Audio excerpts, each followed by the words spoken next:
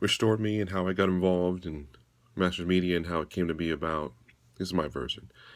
In 2011, my wife was all excited about getting into shape for her 40th birthday, and she wanted to make sure that her doctor's appointment for when she turned 40 came up on point, and she was all excited. She was losing weight, really exercising, but her concern became she was losing weight really, really fast, and she wasn't understanding at all how and why that was happening compared to the amount of work and exercise she was doing. So she gone to the doctor to get her annual physical done, and her blood counts were off, and red blood cell counts and the platelets and the white blood cell counts all really weren't matching, and they really weren't giving the doctors any real positive good news to really go on. So as we moved into March of 2012, she had to take a bone marrow biopsy at a oncologist, where she was referred over to by her primary doctor, and come to find out, then she was diagnosed at that point with bone marrow cancer. In April of 2012, we were then, started doing chemotherapy once a week, a couple times a week actually, and started off being twice a week, and then we had to accelerate it over time. So we were doing it locally. She was able to drive to it. I took her to most of them. Later on, she began to drive, but she wanted to kind of really feel independent, really feel like this wasn't gonna, wasn't gonna take her out, and she was really wanted to feel as if she was whole. So I let her drive and get involved in that, and that took us to about July or August, and in that time period, she started having issues with one of her legs not staying secure, not staying stable. When that leg started to give out, just randomly, she would fall, and so we were already in touch with some doctors at the City of Hope Hospital, Loma Linda, and City of Hope were working in conjunction with her case, and to make sure that she was going to be, receiving the best possible care. Went to City of Hope, and they were really starting to do some investigation as to what was wrong with her leg, and she just thought, she was self-diagnosing and telling doctors, oh, it's probably just my sciatica, which I've had all my life, and I have degenerative disc disorder, and that's what she thought she was told, or not thought, she was told by some other doctors, and she was told all these times throughout the 5 pregnancies that she had back labor, and so we were always going on those premises that there were already some issues with her back, and this was her left leg that was giving her the most trouble and giving out, and she was walking with a cane there for the last part, especially when we went to go see the Loma Linda doctors in middle to late August. The first week of September of 2012, however, she had to be admitted into the hospital for an extreme amount of pain in that same section of her lower left side of her back. And with that in mind, they then discovered that she actually had cancer in her spine. And so the bone marrow cancer, they said, had begun to spread and had actually entered her spinal fluid, and the pain she was experiencing, and then it was odd because shortly after they started to give her chemotherapy, shortly after she was admitted for those, maybe let's go back, tell the story, the proper order. So when she was admitted for the pain, we were dealing just with pain and just with sciatica and just being specifically that. So we were in Loma Linda's hospital here in Menifee. We dealt with that pain only with heavy doses of the most powerful pain medicines they can give you in the hospital. And they were giving her a patch of another narcotic to make sure that the pain would go away. So we spent 3 days in the hospital with that. They later discharged her and gave her the strongest meds that you can get and be at home, along with this narcotic patch to kind of manage the pain. The narcotic, of course, was going to make her hallucinate and really, really be uncomfortable, nauseous, things like that. We only were home about, 8 to 10 hours, and we had some pretty ugly incidents with the narcotic, making her, hallucinate, really feel nauseous and very sick. Her leg pain and back pain was going away or manageable, but it was still awfully ugly nonetheless. We survived that first night home after being discharged, and it was after school the following day, probably close to 4 or 5 o'clock in the afternoon. And I remember she had to go to the restroom. And so I walked behind her. She had a walker. And she got to the bathroom. She was able to, make it there successfully. And I stood there by the door waiting for her to come out. And she started walking towards me from the bathroom. And she got about 10 steps from the bathroom. And she's like, babe, I need you to carry me. I don't think I'm going to make it. I don't think I can make it all the way back to the couch, which was probably another, 35, 40 feet away. So I picked her up and I carried her. I got her over to the couch and I got ready to, I set her on I turned around and I set her on the edge of the couch in an effort to, make sure I got her there stable, where she was comfortable. And then I was going to help her get comfortable upright on the couch, I mean. And as I got her there on the edge of the couch, I turned her and I set her on the edge of the couch. She kind of twisted and she kind of bucked back into me. And I was like, oh, what's going on? What's going on? And so at this point, she's off the couch in my arms. And I, as I was sitting her down, I was already on my knees on the floor. And now when she bucked into me, I was holding her and I had to set her down on the floor, next to the couch. I was going to turn her and lean her into the couch. And I remember her gaze was kind of like fixed to the left, and she wasn't blinking, and she was talking to me. She says, babe, where'd you go? Where'd you go? Where are you? I'm like, and I'm looking in her face. I'm like, I'm holding her. I'm like inches from her face. And I'm like, babe, I'm right here. Can't you see me? I'm right here. And I made sure I turned my head and positioned it so it matched her gaze that was fixed to the left. And she's like, I don't see you. She goes, I can't move. And she stopped talking. She stopped breathing. So I tried to lay her flat and grab my phone, flat on the floor, and try to grab my phone at the same time. And I couldn't reach my phone. It was on the other couch. And so I laid her all the way flat on the floor. And the little kids were upstairs, and my oldest boy had basketball practice. And so I grabbed my phone and called 911, and she again asked me, she started talking again, and she started breathing, and this was just in a matter of seconds, right? After I spoke with 911, let them know what's going on, she had another episode of the same thing. Babe, where are you? Where are you? I can't see you. I can't see you. She's just laying on the floor. And at this point, I'm beginning to lose it, and then the kids are upstairs, and they want to come downstairs, and they kind of hear commotion and hear me, the elevated voices and tones downstairs with me, kind of call her name. I'm calling her, Sandy, do you hear me?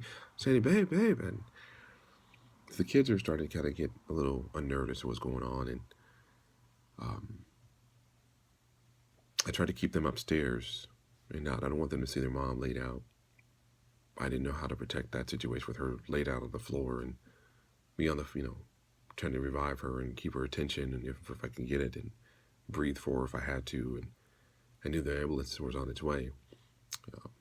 Felt like an eternity for the ambulance to show up. And at that time, of course, the kids are all over the place. They're like, what's going on, Dad? What's going on? And in busting the door, paramedics, gurney and all, there's a fire truck, hook and ladder, I believe, out front of my house, and an ambulance out front of my house. And now my kids are beginning to cry because I know one of them saw their mom, laid on the floor. And when the paramedics and stuff finally got working on her, and I tried to get to the kids that were home for them, and I tried to make sure that they were, ready, and at least they knew what was going on, and try to, settle them down as best I could. I got a hold of my oldest. Oddly enough, he's at basketball practice, and he never keeps his phone nearby during practice. This is one time he actually had it near, and he answered during practice, and I told him, bud, you need to, so I hate to do this, but you got to come home. You got to leave practice. Mom just passed out or whatever, collapsed, and I got to take her to the hospital. Ambulance is here.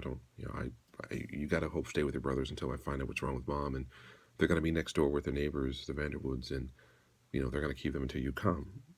And I don't even know where my neighbors had come from. I don't remember going to get them, but man, those neighbors, they were godsend. They ran my house and they took my little kids to theirs without even knowing what was going on. And I'm sure the sirens and ambulances alerted them to be a problem, but the blessing is that they could have stayed in their house and just been unaware and chose to be, silent. But they are, such good-natured people. They came and see if they could lend a hand.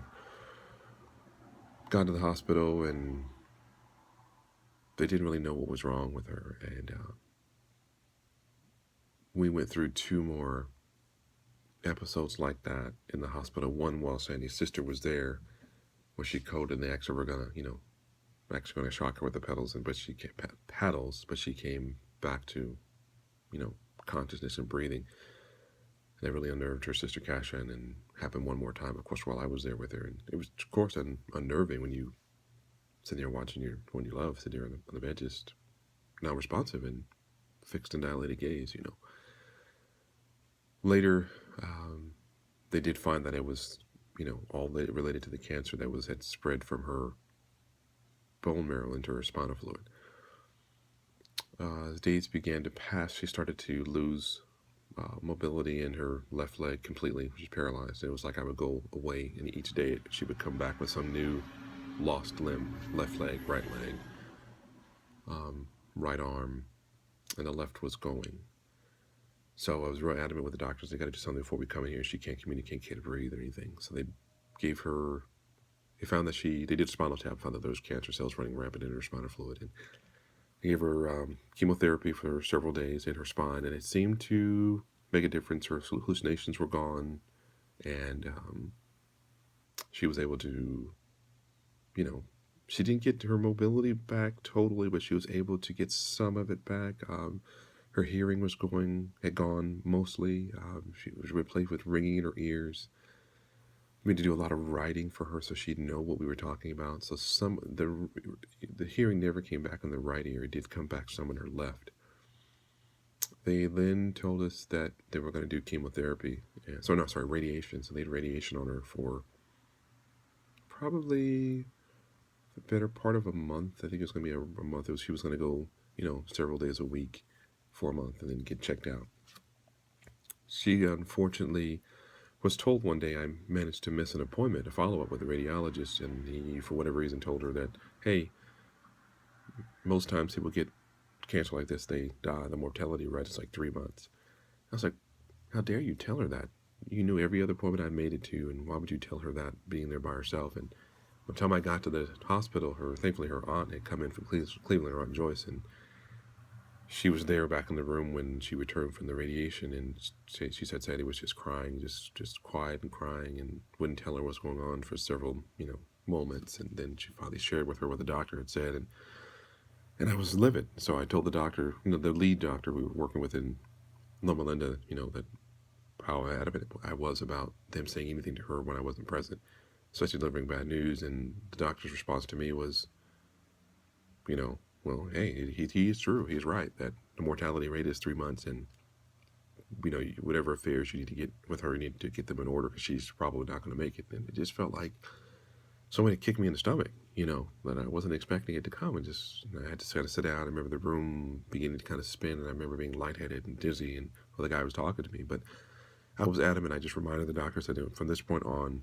your medical staff and team, only thing they need to do is tell my wife is, good morning, Mrs. Carlisle. How are you doing, Mrs. Carlisle? Are you in any pain? Are you in any pain, Mrs. Carlisle? Can I do anything for you? You don't dare give any more bad news of any type without me being present.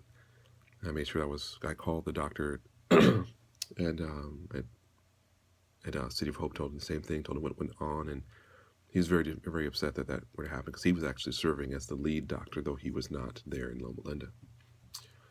We later, after she received all the radiations her body could possibly take without there being any permanent brain damage, we continued to wait and see what we were going to do next. We were trying to get the cancer to the point where she could get a bone marrow transplant, and her brother had come into town a month or so later and found out he was a match. So we just had to get her cancer-free enough, or cancer under control enough, so she could get the transplant. During this time, Sandy was doing physical therapy and occupational therapy, and she appeared to be doing much better and getting a lot more movement back. She had lost a ton of weight. She was already, had become thin anyway, but she was She had gotten right about 100 pounds or less at that point. She was eventually transported to to City of Hope Hospital after a lot of urging and a lot of angry phone calls on my part to the hospital. The hospital told me, one of the hospital people who was in charge of, not in charge, she was responsible for transfers and things like that. She asked me, "Is your wife ambulatory?" Yeah, okay, great. I've got an engineering degree. Castle Northridge.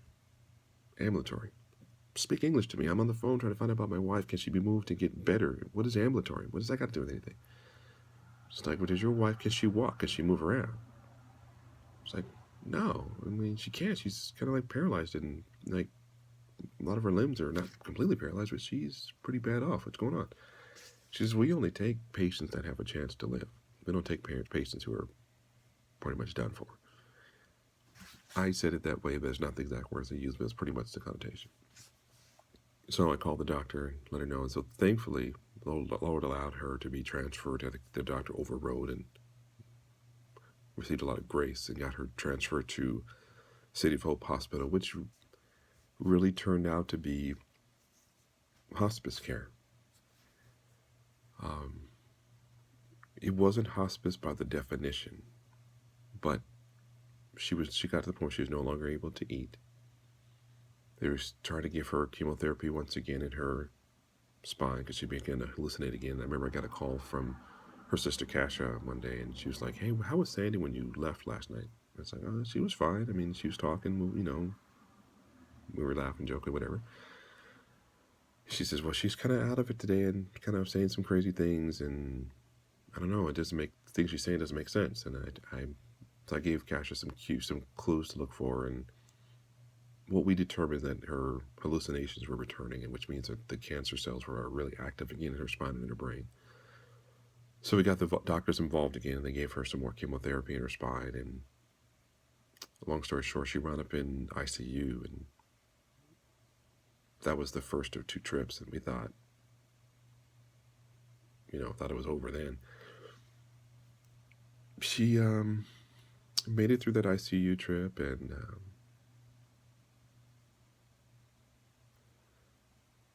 we started to make sure we call her friends and family, those that we were okay. She knew she'd be okay with coming to see, and let her know that you need to come. If you want to see her, you need to come soon. She got out of that ICU, went back to her room, and she seemed to be getting better. And it was kind of interesting. The doctor was like, "Wow, whatever you all did, you could keep doing, because it's not normal, for this to really happen. These moments of clarity come usually before a passing." So there was, more time for the little kids to be able to come and see their mom, and because we had stopped allowing the boys to, well, I had stopped allowing the boys to come and see her because I don't want the boys to see her like that. She wasn't their mother in a way that they'd seen her before. We then took the boys a few more times while she was more like herself, and I remember we had a conversation, and she's like, I don't, she had seen her mom, and her mom's been dead for several years, and I knew that wasn't a good sign. And so I was asking her, "Hey, well, what did you guys talk about when you saw her? What did you say? What happened?" And she was like, she couldn't tell me. She cried, just uncontrollably crying, because for this whole time, Sandy kept saying, "Not into death." The Lord told me, "Not into death, not into death." But I had never told anybody. But the moment I'd sat down in the chair with the doctor in March of 2012, I knew then that she was going to die from this. But I never told her. I never spoke against what she believed, because what she believed was true. Her cancer was not into death, because we move from life to life, the life in this natural life to life with God eternally. So she was told exactly what she needed to know, and which was the truth. So when she went into ICU again, for what would have been the last time, Kasha was there, and my doctor didn't know that everybody didn't know the true situation with her. And the doctor was real kind of cavalier about it and said, well, she's got, cancer in her brain, and, she's, it's inoperable, there's nothing we can do. Something along those lines. And I remember getting there to the ICU that day, and Kasha was just in tears and a wreck. And I was like, what's going on? Because Sandy and I had talked, and Sandy was very clear. She says, you got to make sure Kasha doesn't know. Kasha can never know that I'm this sick and that I may not make it. So I promised her I would never tell. But I had to, because at that point she knew. And I told Kasha, I said, hey, your sister made me not tell. But she's going to die from this one. We've known for some time. And I remember just hearing Kasha and while looking at her just cry and just be a wreck that she realized that her mom had passed not too long ago. And now her sister was going to as well. And I know she felt betrayed because we lied to her. And but I had to honor my wife's wishes. I had to honor my vows. My wife asked me to promise I would not tell. So those next days were pretty tough because it was pretty much full disclosure. We were out there at that point. Sandy did come out of ICU, but it was just a waiting game at that point.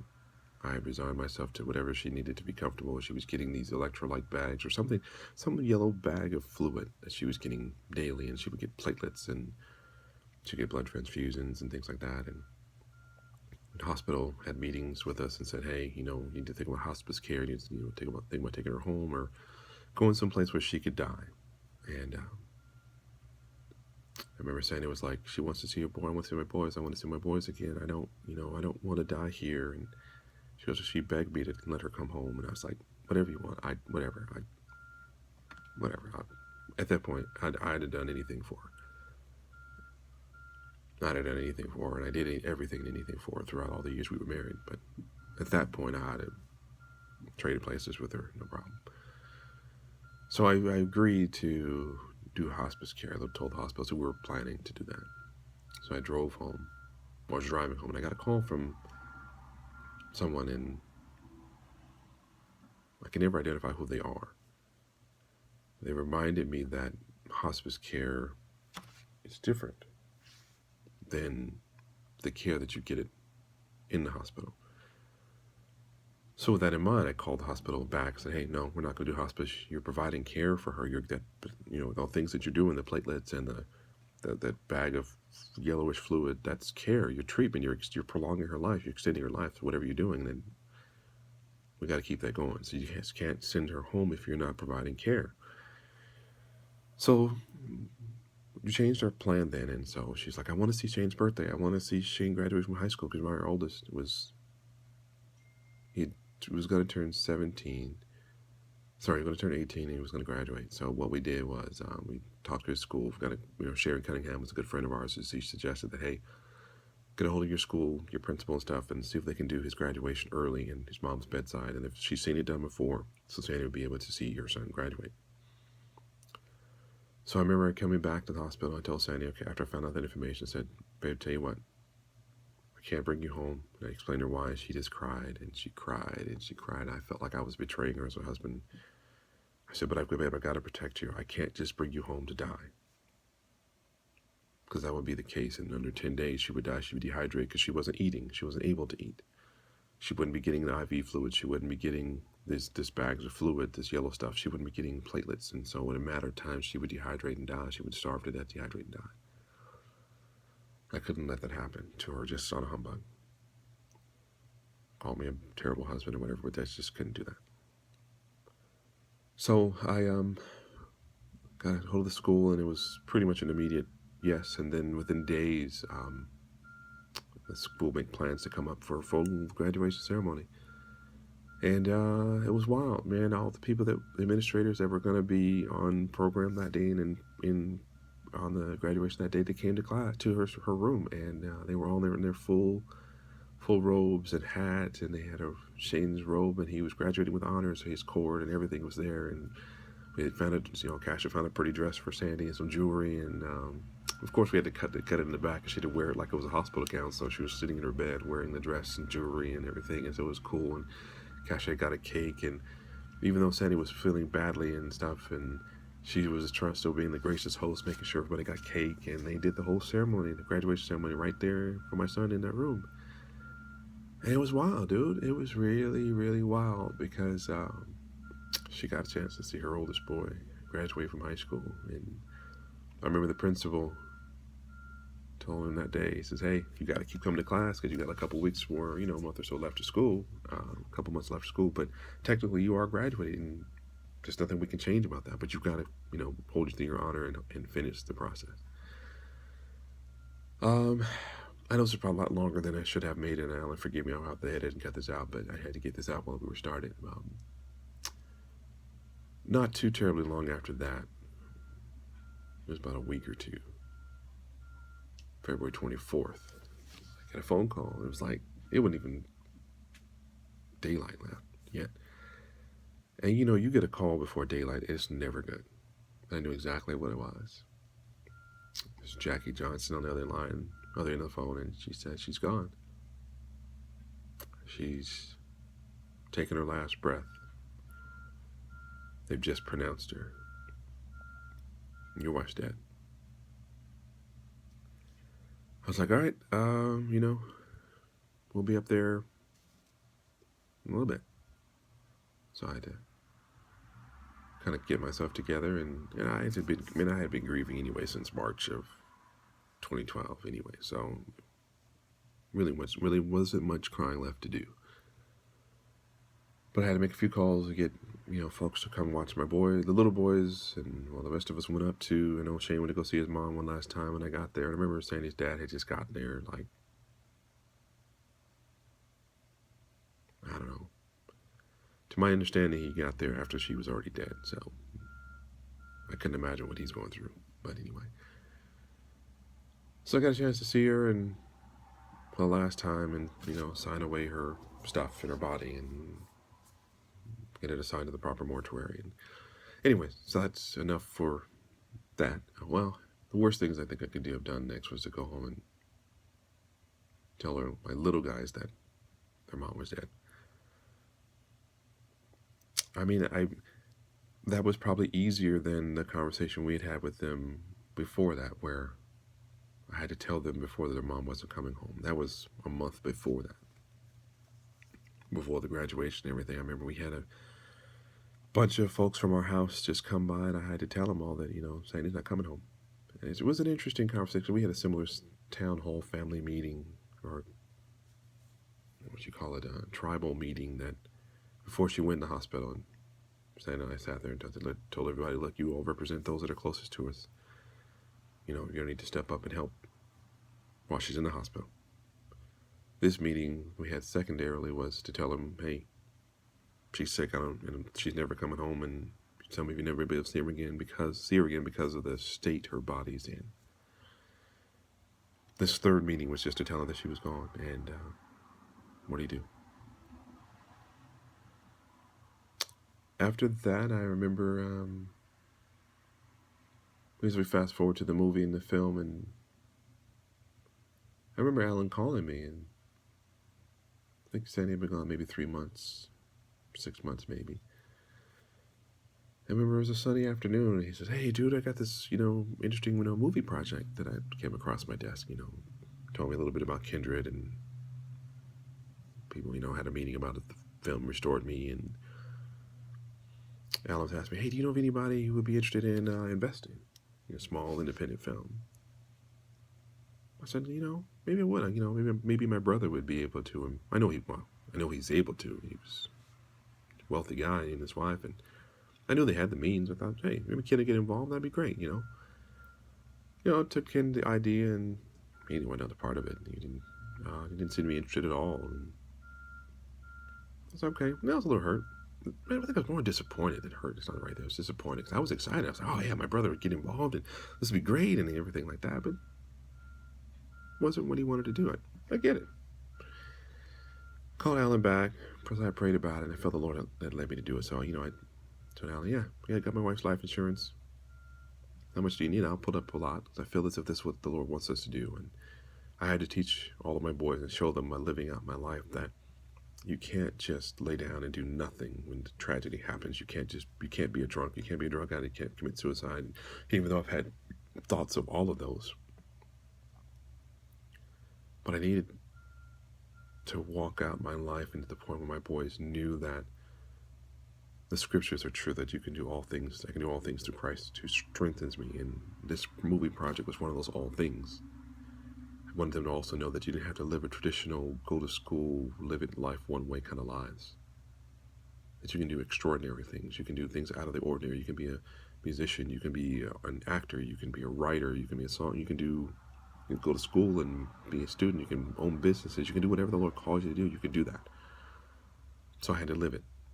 And if I didn't do this, if my boys ever asked me about doing something extraordinary, I couldn't say nothing to them because I didn't want to just live that life out at Abbott and just exist through her life insurance and just exist and live a mundane life. I wanted to live an abundant life, an extraordinary life, a life that God called me to live. So we did it. We formed a company, Masters Media. We got involved behind this project, and blessing, excitement, mountaintop, valley experience, pitfall after the other, and in all at the same time in some cases. It's restored me. Had some odd interactions with friends and family throughout this 3-year stretch when we were estranged, and pretty much lived out this movie daily in my daily living. But the blessing is I was also able to live out the restoration and restoring relationships. I'm still working on them, but at least we're starting. We're done. We're moving, not done. We're doing it. We're moving towards that. There's still some other people I'm trying to get to restore those relationships, and I'm excited from the standpoint that Restored Me is not just a movie, it's a movement. It's a ministry. It's an opportunity to really show people the power of God through media, through my life. No, it's not about my life. Never been incarcerated. But it's something to show that you can do whatever the Lord allows you to do and says you can do, as long as you believe it. Faith is the substance of things hoped for, the evidence of things not seen. So that's what I believe in. Faith. My hope is in God. It's not in the film. Some trust in horses, others in chariots, but I trust in the name of the Lord our God. And so I trust in his name, that he's going to bring it to pass. And all the prophetic words and rhema words that have come about this film and about my life are coming to pass. And I have to believe that. I do believe that. So that's the Restored Me story in a nutshell. I'll put some other stuff together to kind of fill in the blanks as we go, but that's what it is.